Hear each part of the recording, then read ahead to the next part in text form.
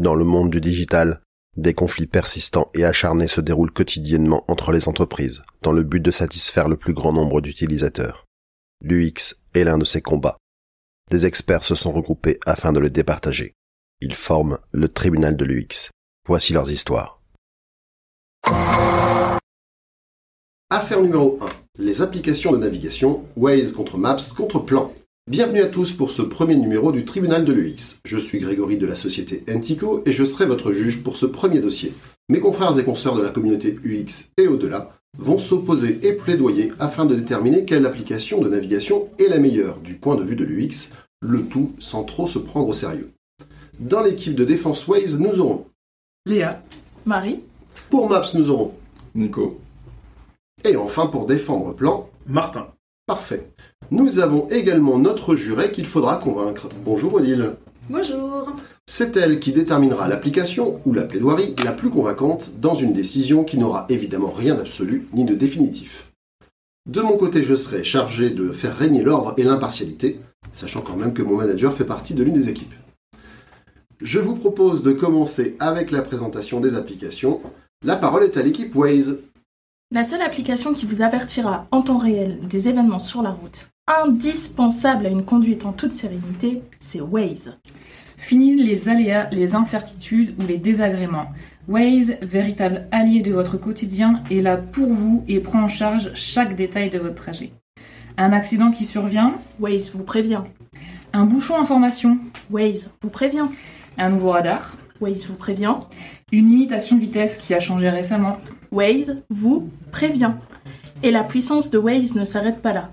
Vous avez déjà tous vécu ce moment où il faut chercher une station essence, un coin pour manger, un lieu à visiter, un itinéraire bis.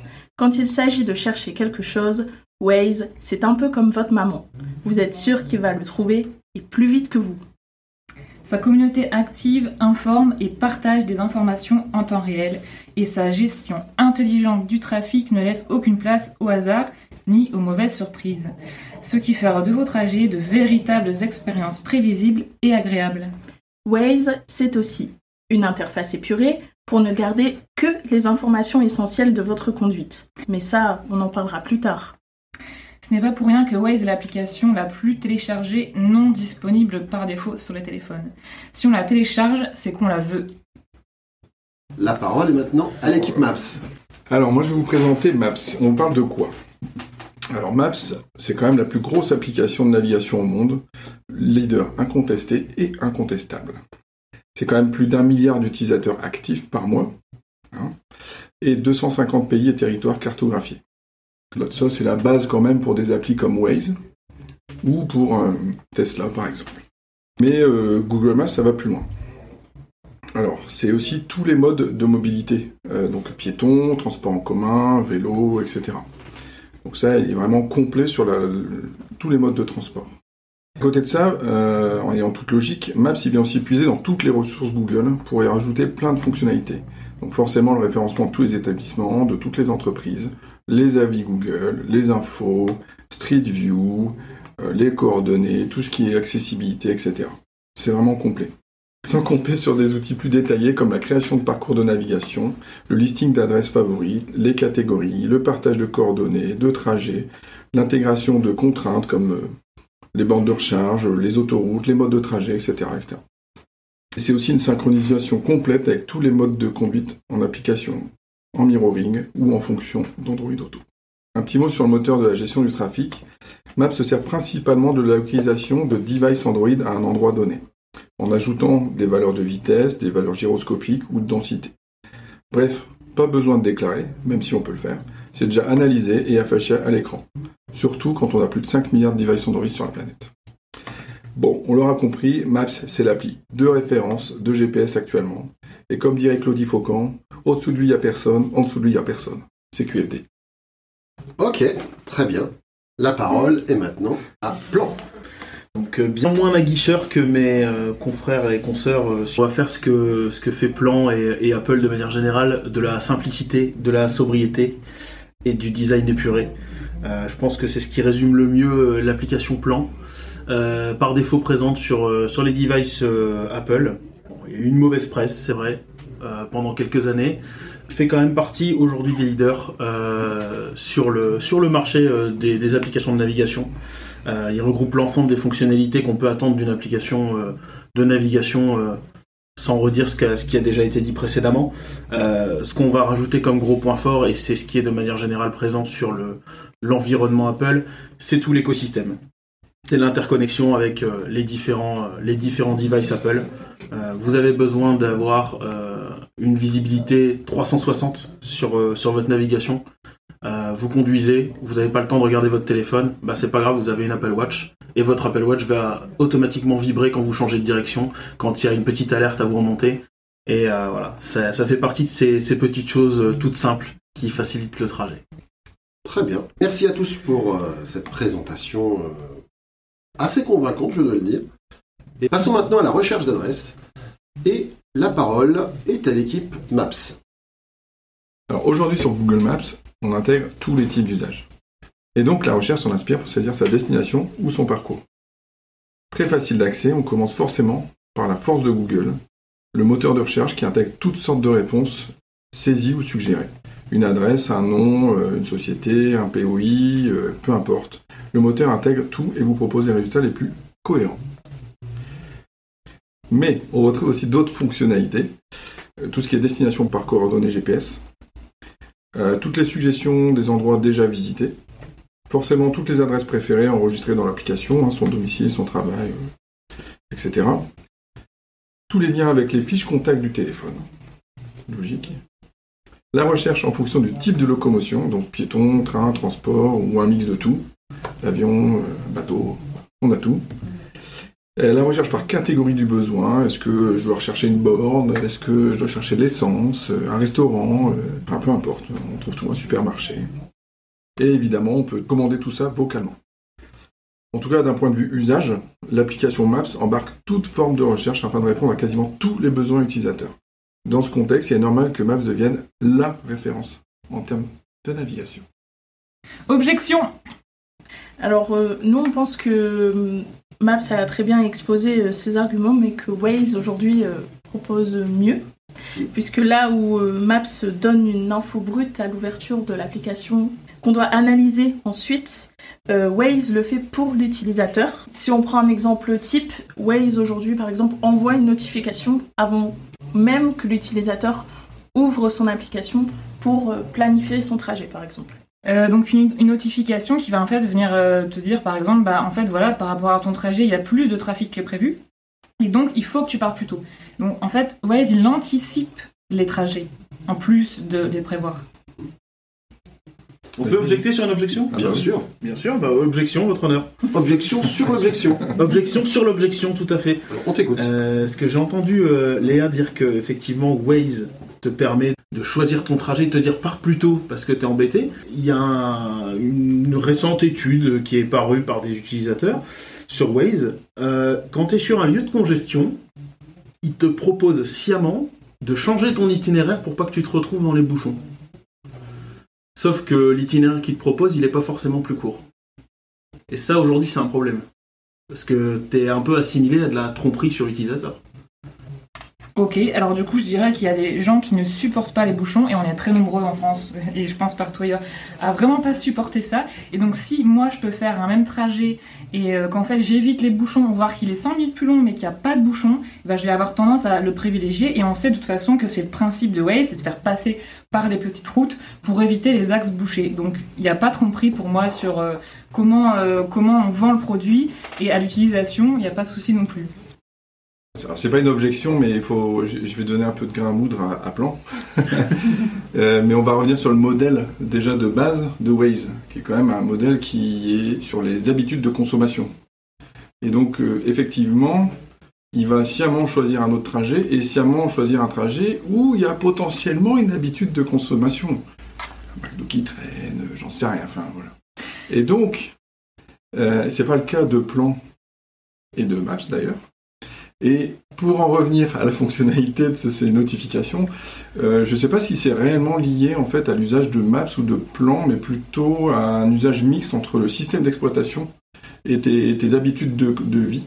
Donc le réveil, etc. Et tu dois partir telle heure parce que aujourd'hui c'est un peu plus bouché. Donc ton téléphone t'indique que au lieu de partir à 8h, il faut partir à 7h45.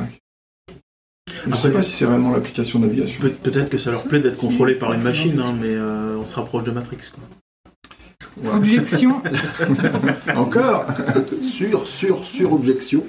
Effectivement, en fait, si tu renseignes ton trajet, il y a bien une notification par rapport à... En fait, il faut d'abord avoir renseigné l'information, mais ensuite, oui, il vient vraiment te prévenir en amont. Comme tous, hein. Maps le fait, je crois que Plan le fait. Pas sûr. Si. Je pense qu'on ne se mettra pas tout à fait d'accord sur ce sujet-là.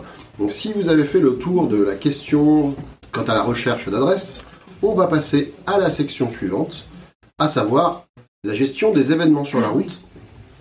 Et donc la parole est à l'équipe Waze. Je pense qu'en termes d'événements sur la route, il n'y a pas grand-chose à dire, c'est évident. Il suffit d'avoir utilisé Waze et ses concurrents pour comprendre que en fait, c'est lui qui va toujours être le plus intéressant sur ce point de vue-là. Donc il y a des objets qui sont signalés sur la route. Moi, par exemple, lors de la dernière tempête, il y avait une branche, il y avait tout de suite une indication. Il se passe quelque chose sur la route. A priori, c'est quand même hyper efficace et je vois pas comment Maps ou toute autre appli pourrait être au courant de ça, en fait, parce qu'au final, c'est les gens qui sont passés 5 minutes avant qui savent ce qu'il y a sur la route, et potentiellement 10 minutes avant, il n'y avait rien sur la route. Un passage à niveau, pour quand on est en plein milieu de la nuit, ça peut être intéressant. Un signalement d'intempéries, brouillard, inondation, voilà, je pense qu'il n'y a rien à dire à plus. Alors j'ai entendu, oui, après ça me fait doucement rire, c'est que on expose un autre problème, c'est qu'il faut forcément quitter son regard de la route pour regarder le téléphone, toucher au téléphone, pour déclarer quelque chose. Je rappelle que c'est quand même 6 points normalement en France. Maps, on n'a pas besoin, en fait, c'est déjà intégré, analysé et notifié. Qu'il y a généralement un ralentissement déjà aussi, avant une branche, un truc, un événement, mais aussi des fois des événements. Même si c'est un peu caché, j'avoue. Mais en Maps, on très peut caché. Aussi déclarer des choses. C'est vrai. Après, c'est encore une fois 2 modèles qui se posent. Je le répète, mais la force de Maps, c'est comme j'y suis, parce que j'ai un device Android, je suis le trafic. Donc c'est ce que j'appelle le j'y suis, je suis. Et contrairement à d'autres, comme Waze par exemple, où il faut forcément déclarer pour suivre le trafic. Et donc, l'inverse, c'est que s'il n'y a personne qui déclare, il n'y a rien en fait. Ouais. Ok, donc en contre-argument, je pense qu'on peut dire que Waze, il incite à utiliser la commande vocale et dès la première déclaration, il précise bien que le mieux, c'est quand même de le faire en commande vocale. Donc il y a quand même une incitation. Et je défie quiconque de dire que sur Maps, on n'a jamais utilisé l'application pendant qu'on roulait. Et en plus, comme c'est une... Normalement, on n'est pas censé le faire, mais évidemment, dans la pratique, ça se passe pas comme ça. On le sait très bien. Et comme l'interface est chargée, c'est souvent même plus compliqué d'arriver à faire ce qu'on veut. Donc voilà pour la contre-argumentation sur ce sujet. L'équipe Plan. De mon côté, je rejoins mon confrère de Maps. J'ai l'impression qu'il y a une espèce d'union sacrée entre Maps et Plan contre Waze. Les faibles s'allient. On va dire qu'on a beaucoup de points communs, à contrario de notre cher Waze. Moi, ce qui m'embête dans cette partie-là, c'est la partie gamification. On en revient un petit peu à ce que disait Nicolas juste avant. On part sur un modèle où, de manière générale, les personnes qui vont utiliser le GPS et la navigation de manière continue sont au volant.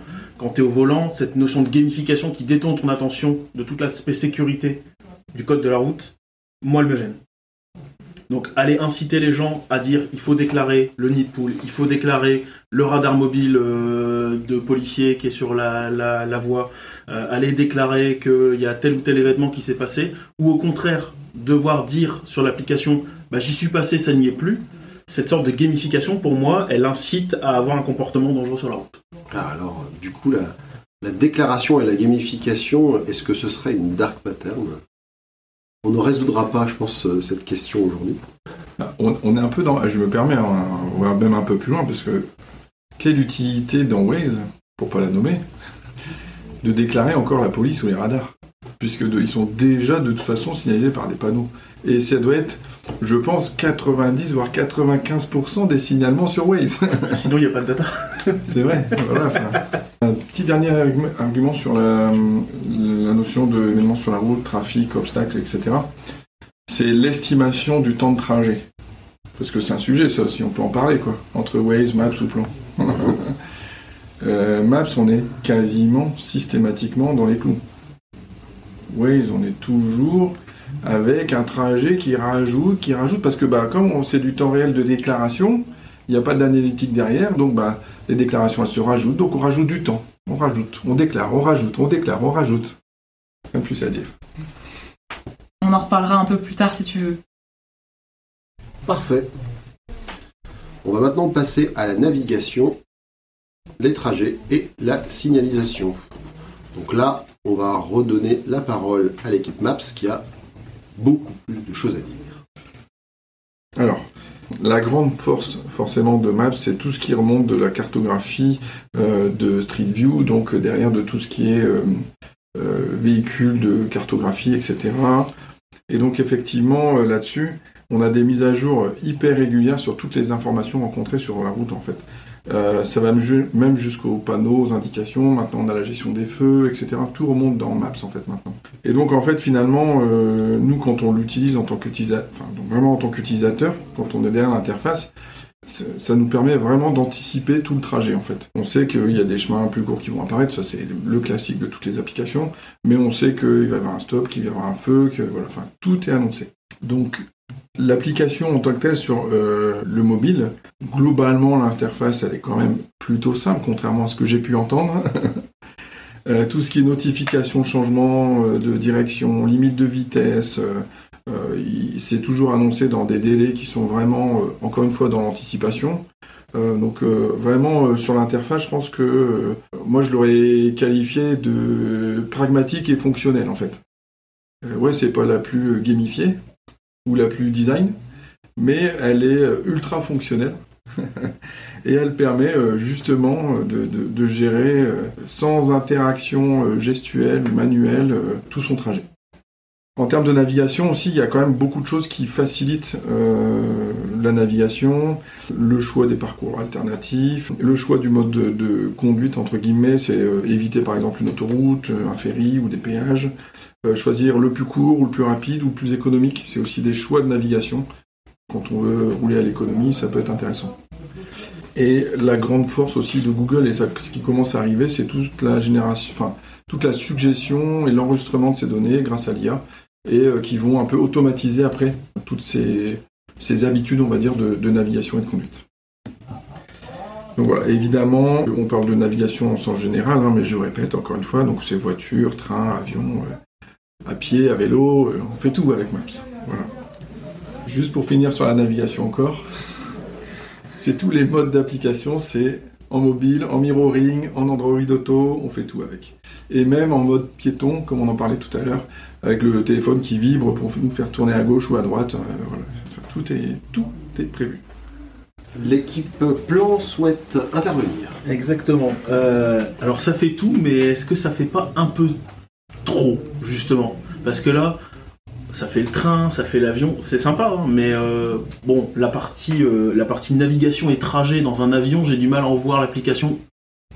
C'est pas toi qui le conduis, l'avion. Il n'y a pas de panneau, il n'y a pas de congestion, il n'y a pas de... C'est bien, ça te permet de prévoir un itinéraire. Mais à ce tarif-là, est-ce qu'il y a vraiment besoin d'une application mobile pour ça ? Je suis pas sûr.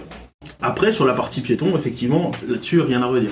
Au niveau clarté d'utilisation, on n'est pas encore au même niveau que Plan, parce qu'effectivement, Maps est, on va dire, assez visuellement simple, mais pas encore aussi épuré que ce qu'on peut proposer sur Plan chez Apple, où on a vraiment le strict minimum d'informations pour avoir le maximum de clarté sur la route.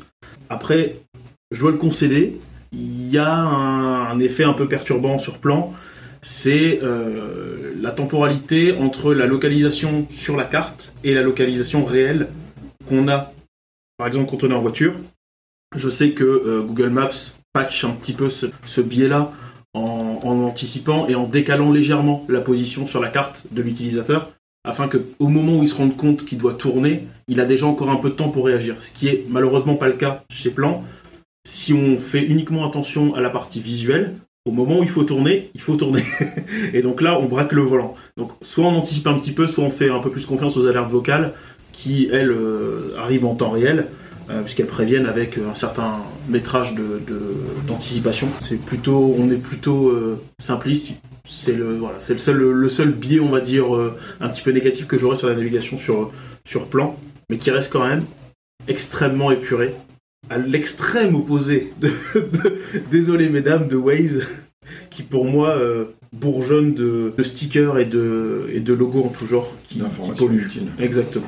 Donc si je comprends bien, il y a vraiment 3 approches. Il y a une approche sobriété, il y a une approche option et complémentarité, et il y a une option exhaustivité peut-être. Sur Waze, qu'est-ce que vous avez à en dire? Nous, on n'est pas forcément d'accord sur la partie trop stickers, etc. parce que en fait, l'utilisateur peut choisir son niveau de personnalisation de l'application. Il peut choisir le type d'information qu'il souhaite recevoir. Donc, si aujourd'hui il ne veut pas recevoir les alertes et les différents et nombreux stickers qui sont disponibles sur l'application, l'utilisateur n'est pas obligé de les recevoir. Par contre, et en contre-argument une nouvelle fois, ce qu'on peut ajouter, c'est que l'utilisateur, il a le choix de tout et il peut même personnaliser son véhicule aujourd'hui. Ce qui lui permet d'avoir un trajet plus adapté. Si on parle aujourd'hui des motards par exemple, ou de trajets selon le type de véhicule ou le type de vignette critère par exemple. Moi j'aurais un point à ajouter. Tout à l'heure on a parlé de publicité, on nous a accusé de dévier le trajet pour faire passer devant des McDo. Bon alors déjà à 8h30 du matin quand je vais au travail, j'ai pas le temps d'aller manger un McDo ni l'envie. Et en fait, ce qu'il faut savoir aussi, c'est que la publicité, elle est non ciblée par défaut sur les téléphones. C'est-à-dire que quand on installe l'application, il faut aller dans les paramètres et il faut cocher la case personnalisée pour qu'il y ait du recueil de données. Donc, il n'y a pas non plus de recueil de données sur les publicités. Personnalisé, du coup. Oui, alors bien évidemment, il y a des pubs. Je suis complètement d'accord avec vous. Par contre, quand on parle de pub, il faut quand même le préciser à ceux qui vont nous écouter, c'est pas un bandeau qui vient en plein milieu de l'interface ou un badge ou que sais-je. C'est une suggestion de trajet. Alors, c'est pas une suggestion de trajet précisément. C'est encore plus vicieux. C'est que on va voir à droite et à gauche de notre route des petites pastilles avec des McDo et ce genre de choses. Ok. Mais en quoi ça gêne l'expérience utilisateur? En fait, qu'ils y soient ou qu'ils y soient pas, franchement, quand on regarde les écrans, c'est vraiment pas ce qu'on voit et c'est indiqué, mais c'est pas, ça n'empêche pas la lisibilité de l'interface. Ça vient quand même animer l'écran et perturber la lecture au biais qu'on est quand même concentré sur sa route. Après, tu signales un McDo et tu pourrais très bien, comme sur Maps, signaler un lac, le nom d'un lac. Donc je vois pas bien la différence entre les deux. Ça perturbe pas plus, a priori, de voir un McDo que de voir un lac. C'est une petite vignette qui s'affiche. En plus, du lac. J'avais une question par rapport à ce qui a été dit au contenu. Alors, les feux, quand tu as parlé de Maps, donc tu as dit qu'il y avait les panneaux de signalisation et tout ça qui était annoncé, et les feux aussi, les feux tricolores. Ils t'annoncent si ce sera rouge ou vert ou... Non, pas encore, mais on a les stops, on sait qu'il y a un feu qui arrive. Voilà, donc il y a ces indications-là, ouais. Bientôt. On va maintenant passer à la partie fiabilité et récence des données. Qui veut prendre la parole? Nous, Maps, Waze. La parole est à l'équipe Waze. Alors, en termes de fiabilité et de récence des données, je pense clairement que nous, chez Waze, on a vraiment quelque chose à dire. Donc, je sais pas si vous vous rappelez, vos anciens GPS TomTom, les utilisateurs ont vite abandonné parce que une intersection est devenue un rond-point, une route avait changé de limitation de vitesse. Donc, ils les ont forcément délaissés au profil des téléphones qui sont connectés à Internet. Enfin, pour Waze en tout cas, parce que pour les autres, c'est pas forcément le cas. Hein. Donc, plutôt que de faire un long discours là-dessus, on vous propose d'illustrer ces propos et de se mettre dans la peau d'un utilisateur roulant sur la RN 227. Donc, pour ceux qui ne savent pas, c'est une portion de voie rapide située à l'est de l'île. Parce que oui, nous sommes dans le nord.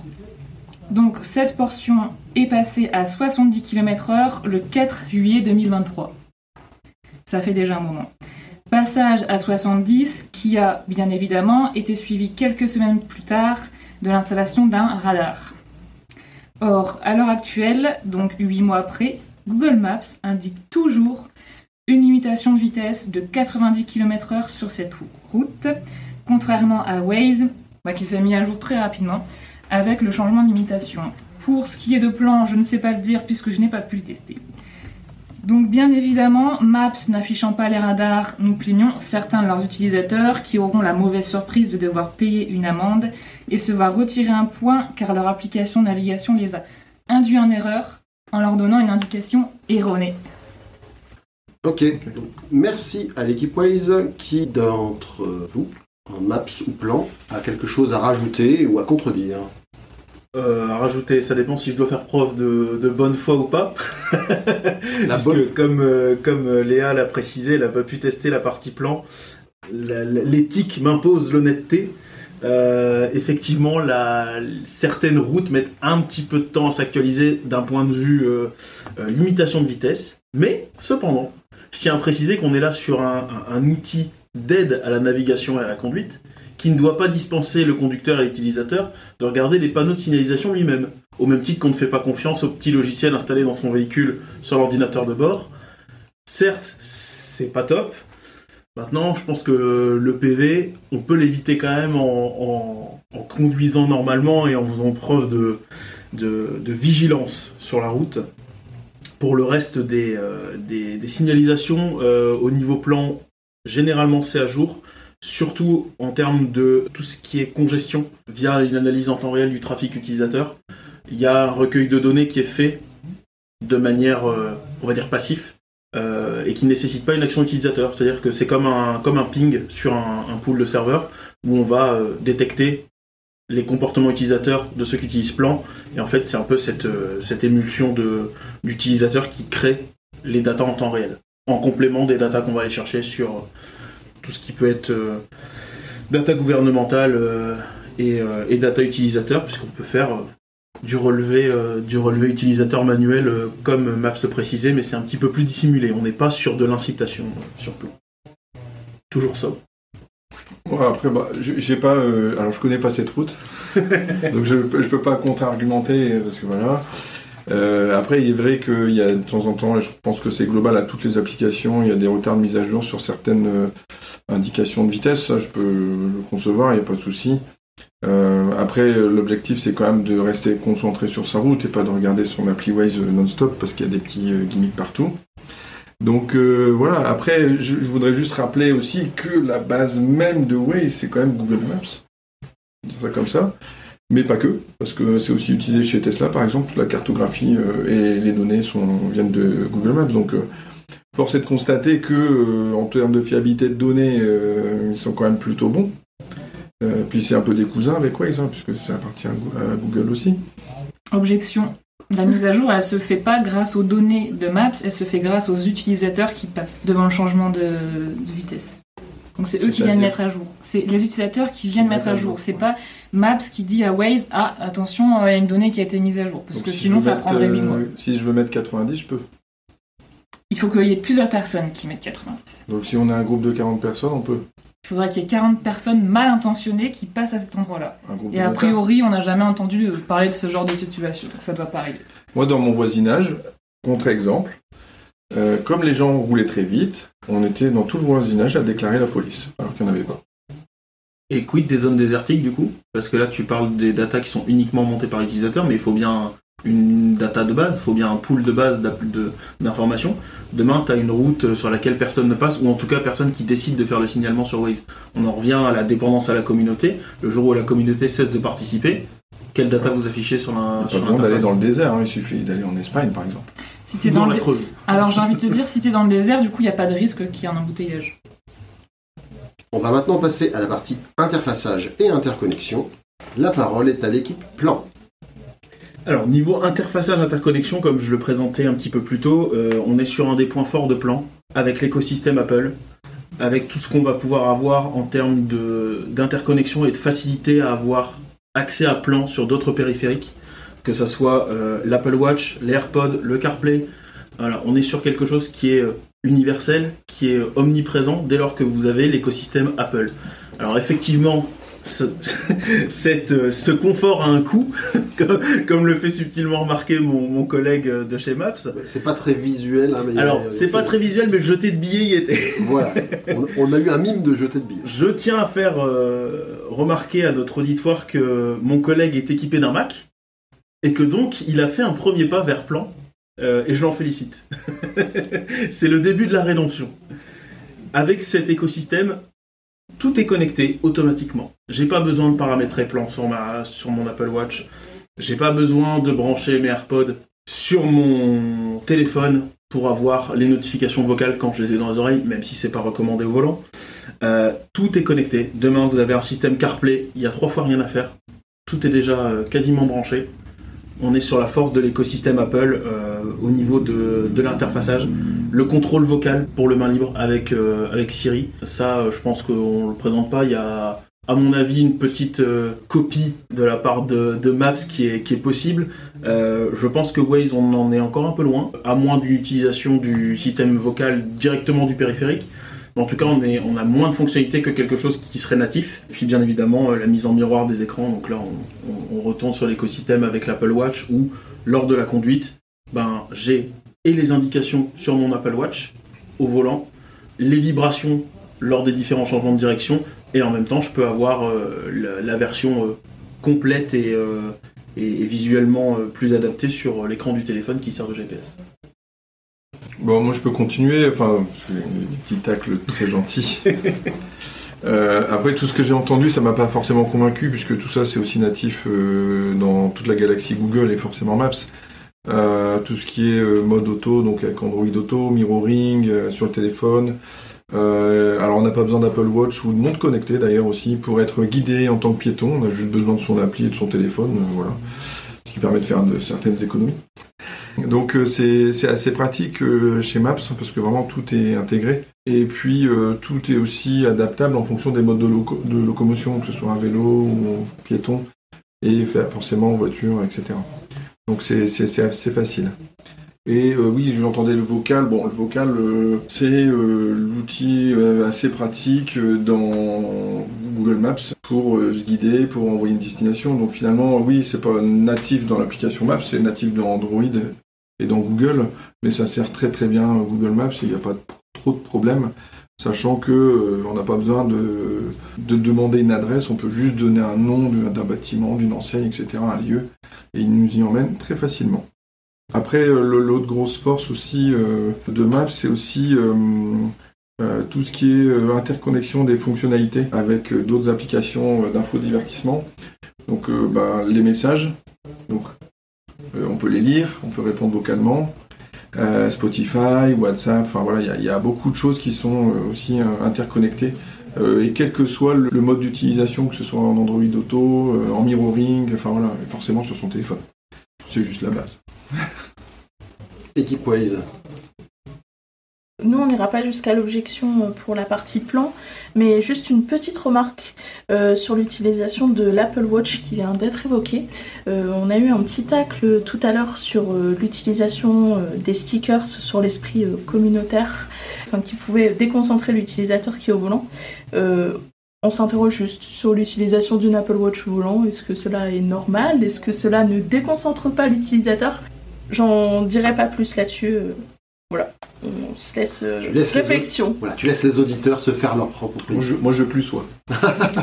Est-ce que je peux contre-objecter du coup ? Bien sûr. Voilà. Merci, votre honneur. J'ai, moi, un petit problème. Quand on me dit que ça déconcentre, est-ce que le téléphone déconcentre pas non plus à ce tarif-là ? Parce que l'Apple Watch, on n'a pas demandé d'aller naviguer dedans, d'aller jouer avec, de changer les écrans. Elle t'avertit simplement d'un changement de direction via une vibration. Et en plus de ça, elle te fait un affichage simplifié, donc avec simplement le changement de direction et la distance à laquelle tu vas l'avoir, sur le cadran qui s'allume au moment où tu t'approches du changement de direction. Donc on n'est pas sur un élément qui est plus perturbateur que de détourner son regard de la route une demi-seconde pour regarder où on est sur le GPS. Moi je peux... entre une vibration pour dire tourne à gauche et une vibration parce que tu as reçu un message sur ton Apple Watch, bon... C'est pas la même vibration. Voilà. On a des experts en vibration ici. Les retours haptiques. Très bien. On passe donc à la partie suggestion occasionnelle. On parle de Google, c'est le géant américain, donc forcément, dans tout ce qui est occasionnel, donc les suggestions d'endroits, les publicités, les avis, lieux d'influence, etc., on connaît la force du moteur de recherche, de toute la somme de données et d'informations qui existent sur Google, donc forcément, on y accède via Maps, et donc on est en train de balader, que ce soit dans un véhicule, à pied, peu importe, si on veut s'arrêter manger, on a pléthore d'informations dès qu'on prend le temps de s'arrêter et de regarder, quoi. C'est sûr qu'on va pas avoir tous les petits stickers qui vont s'afficher pour dire tu peux manger là. Il faut un petit peu manipuler l'application, mais ça se fait très facilement. Voilà. Objection. Je pense pas que quand tu roules, t'as 40 stickers qui t'indiquent où tu peux manger. C'est quand tu fais une recherche, et elle est aussi présente sur Waze, on peut rechercher plein de choses. Nous, on avait noté quoi pharmacie, commerce, café, épicerie, soins médicaux, restaurants, etc. Carburant, qui est d'ailleurs hyper bien indiqué quand même sur Waze, parce que tu peux avoir les prix, qui ont été forcément renseignés par la communauté. Donc tu peux voir combien va te coûter ton essence, comparer, etc. Et sur ce point de vue-là, vraiment, je suis pas sûre que Maps soit meilleur. Merci. Alors, il y a 40 stickers.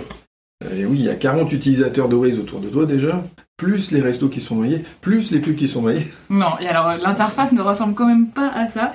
Et alors nous, on a été du coup un peu investigués dans Maps, et on a vu qu'on pouvait par exemple chercher des concerts dans Maps.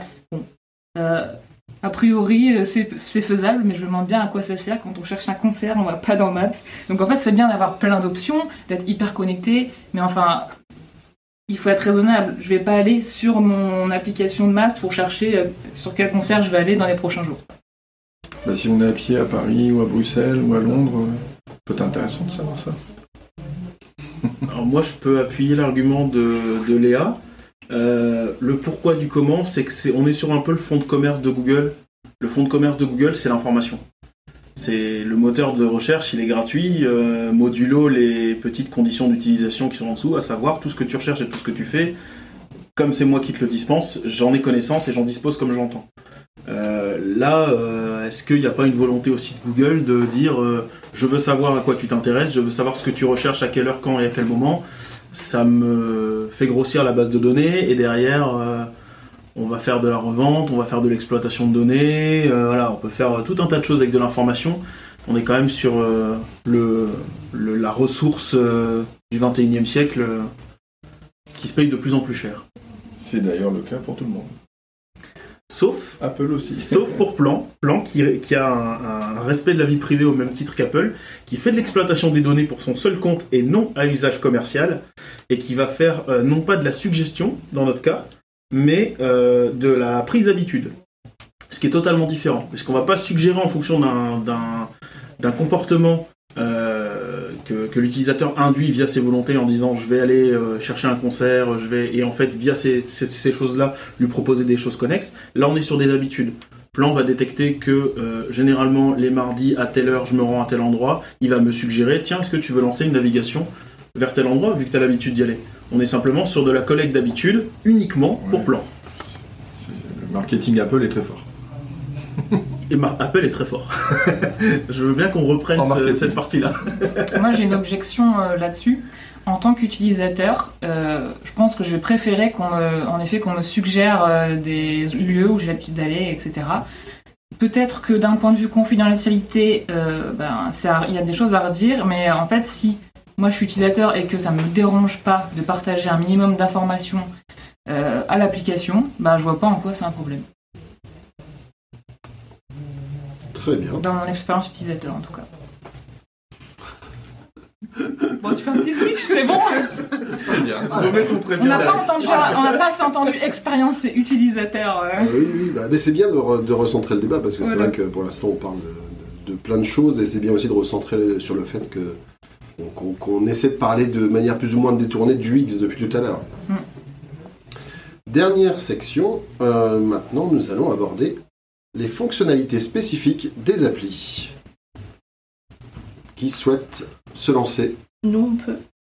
Vas-y. Sur les fonctionnalités spécifiques, Moi, personnellement, j'ai une fonctionnalité que j'adore et c'est une de mes raisons principales aussi de mon utilisation de Waze. C'est mon coup de cœur du jour, on va dire. C'est que Waze a pensé aux utilisateurs n'ayant pas un grand sens de l'orientation. Dans le sens où Waze permet de savoir où on gare sa voiture, par exemple. Donc moi, ça m'a permis des dizaines et des dizaines de fois dans les centres commerciaux de retrouver ma voiture à coup sûr. Mais je suis même pas obligée en fait de rentrer. Ma position de parking, Waze le fait pour moi. Et 2 ou 3 heures après, je peux retrouver ma voiture et éviter de me perdre dans les nombreuses et nombreuses allées des centres commerciaux. Et qui n'a pas déjà cherché sa voiture sur un parking ou dans l'île? Alors moi je veux bien enchaîner, forcément il y a toute la personnalisation d'interface des adresses, on peut se faire un catalogue de lieux à visiter en fonction de là où on passe, enregistrer ses adresses, il y a la notion aussi de créer des projets de voyage sur Maps, donc pour planifier ses voyages. Voilà, Objection, on parle d'une fonctionnalité. Non, c'est des fonctionnalités. Ouais. Les fonctionnalités. Ouais. On peut pousser de l'actualité si on veut sur Maps en fonction de là où on est. Tu parlais de concerts, mais ça peut être aussi d'autres actualités.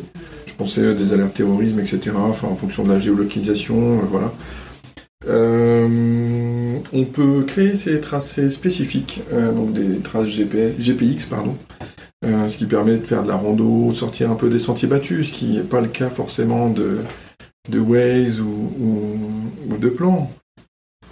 Moi aussi, je peux en rajouter encore, parce que j'en ai plein. Hein. Mais il y a l'intégration de services un peu plus spécifiques ou personnalisés, comme intégrer la qualité de l'air, les pollens, etc. Donc c'est hyper intéressant quand on est à moto, à vélo ou à pied.